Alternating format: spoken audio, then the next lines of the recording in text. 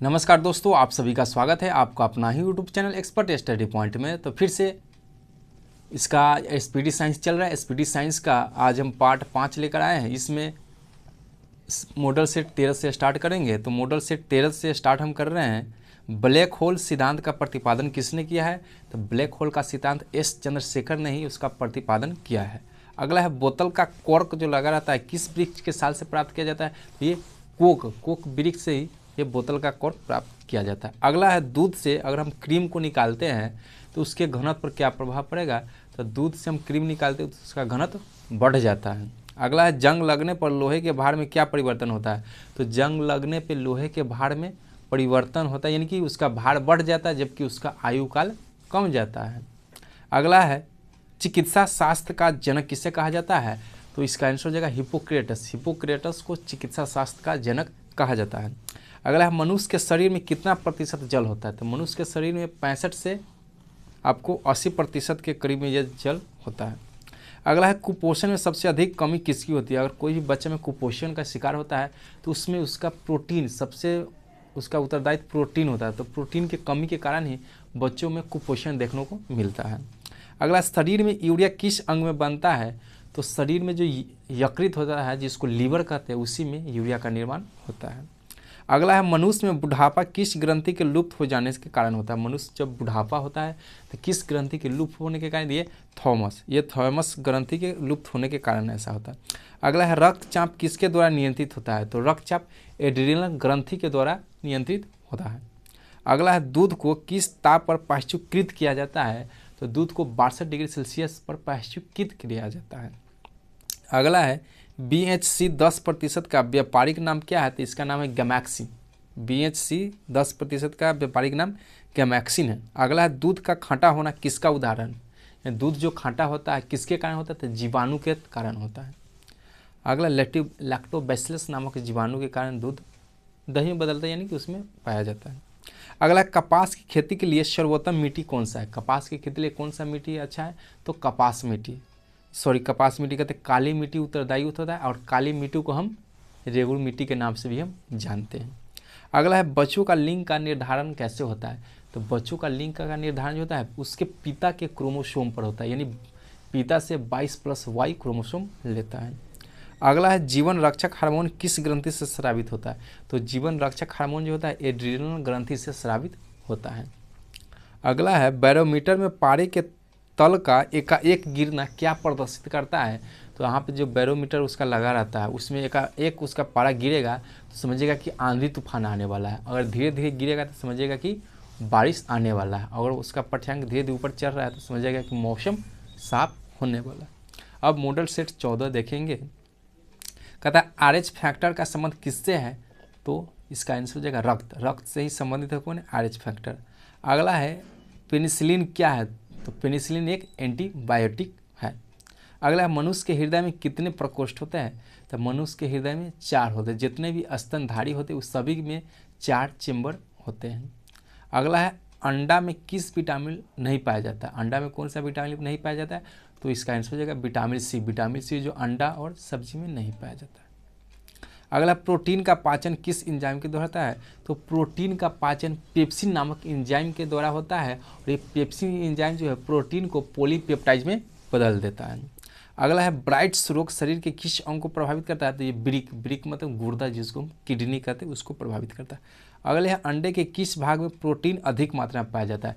तो अंडे में जो उजला भाग होता है उसमें प्रोटीन अधिक मात्रा में पाया जाता है, जबकि वो जो पीला वाला रहता है उसमें फैट ज़्यादा रहता है और वो जो क्या बोलते हैं अंडा का जो बाहरी आवरण जो कठोर रहता है वो कैल्शियम कार्बोनेट का बना रहता है। अगला है लोहे के किस रूप में कार्बन की मात्रा न्यूनतम होती है? तो पिटवा लोहा में कार्बन की मात्रा सबसे कम होती है और ये सबसे शुद्ध लोहा होता है। अगला है जीव विज्ञान का जनक किसे कहा जाता है? तो इसका आंसर हो जाएगा अरस्तु। अरस्तु को जीव विज्ञान का जनक कहा जाता है। अगला है रासायनिक दृष्टि से वाटर ग्लास क्या है? तो वाटर ग्लास से सोडियम सिलिकेट को हम कहते हैं। अगला है दर्द दूर करने वाली दवाओं का क्या नाम है? तो एनाल्जेसिक। दर्द जो दूर करते हैं उसका दवा का नाम है एनाल्जेसिक। अगला प्रोटीन किससे बने होता है? तो प्रोटीन अमीनो अम्ल के मिल के बनता है। अगला दूध में कौन सा शर्करा होता है? दूध में लैक्टोज रहता है। अगला है एंटीबायोटिक्स नष्ट करता है तो जीवाणु को, एंटीबायोटिक जो हम खाते हैं वो जीवाणु को नष्ट करता है। एंटीबायोटिक जीवाणु, जीवाणु का ही इंग्लिश नाम बैक्टीरिया है।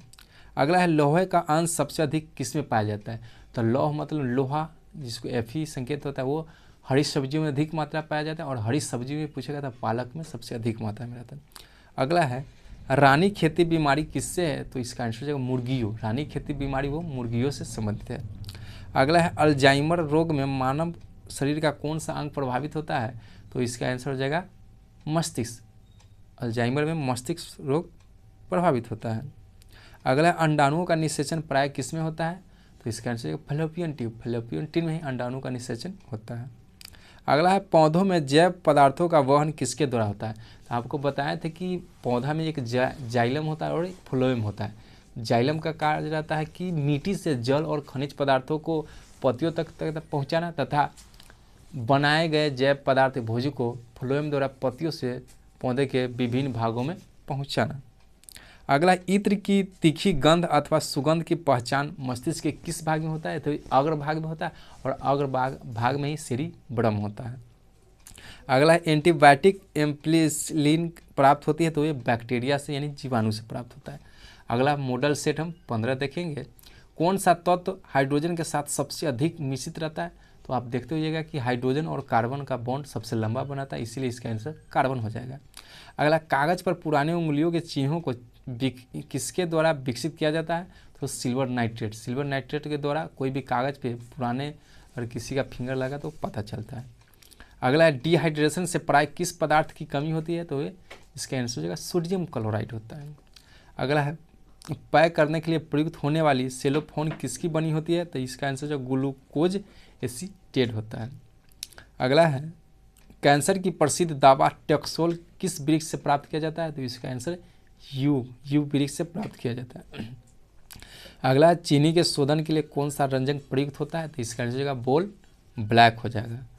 अगला है कृत्रिम सिल्क कहलाता है रेयन, रेयन को कृत्रिम सिल्क कहते हैं, जबकि मानव द्वारा प्रथम संश्लेषित रेशा की बात करें तो नायलॉन हो जाएगा। अगला व्यक्ति का भार किस प्रकार के लिफ्ट में अधिक होगा, तो जो वस्तु यानी कि जो लिफ्ट जो ऊपर की ओर गति के साथ बढ़ेगा तो हमारा भार बढ़ता हुआ प्रतीत होता है। अगला हाइड्रोजन के समस्थानिकों की संख्या कितने हैं, तो हाइड्रोजन के समस्थानिकों की संख्या 3 होता है, ड्यूटियम, प्रोटियम और ट्रिटियम। अगला है द्रवों में ऊष्मा का सर्वोत्तम संवाहक होता है, तो पारा होता है। अगला तारे का टिमटिमाने का आंशिक कारण क्या है, तो वायुमंडलीय अपवर्तन या वातावरण अपवर्तन के कारण वायुमंडल में तारे टिमटिमाते हैं। अगला किसके साथ कास्टिक सोडा को उबालकर साबुन तैयार किया जाता है, तो वसा के साथ कास्टिक सोडा को उबालेंगे तो साबुन प्राप्त होता है। अगला मानव में कशेरुकों की कुल संख्या कितनी होती है, तो इसका आंसर हो जाएगा 33। मानव में कशेरुकों की संख्या 33 होती है। अगला है मानव शरीर में औसतन ऑक्सीजन तत्व की प्रतिशत कितना होता है, तो लगभग 65% के करीब में होता है। अगला है ग्लूकोमा किसका रोग है, तो ग्लूकोमा नेत्र का रोग है। ग्लूकोमा, ट्रेकोमा, आपको हो गया वर्धानता हो गया, या आपको मोतियाबिंद हो गया, ये सब क्या है आँख से संबंधित बीमारी हो गया, रतौंधी सब। अगला सभी जैव यौगिक का अनिवार्य मूल तत्व क्या था, कार्बन है। जितना भी जैव तत्व है वो जलने के बाद कार्बन ही देता है, तो यही है कि सभी जैव यौगिकों का अनिवार्य तत्व कार्बन है। अगला है फोटोग्राफिक में कौन सा अम्ल प्रयोग किया जाता है, तो ऑक्जेलिक अम्ल का प्रयोग किया जाता है। फोटोग्राफिक में ऑक्जेलिक अम्ल का प्रयोग किया जाता है। अगला है डायनासोर थे, तो डायनासोर मेसोजोइक सरीसृप के थे। तो ये रहे आज का पार्ट 5। अगला पार्ट फिर से लेकर आएंगे। अगर हमारे चैनल पे पहली बार आए तो चैनल को सब्सक्राइब कर दीजिएगा, ताकि जब भी हम वीडियो डालेंगे तो आप तक पहुंच जाएंगे। और अपने दोस्तों के साथ शेयर भी कीजिएगा, ताकि हम लोग का भी मनोबल बना रहे। कमेंट भी कीजिएगा। फिर मिलते हैं अगले पार्ट में, तब तक के लिए ओके बाय, टेक केयर।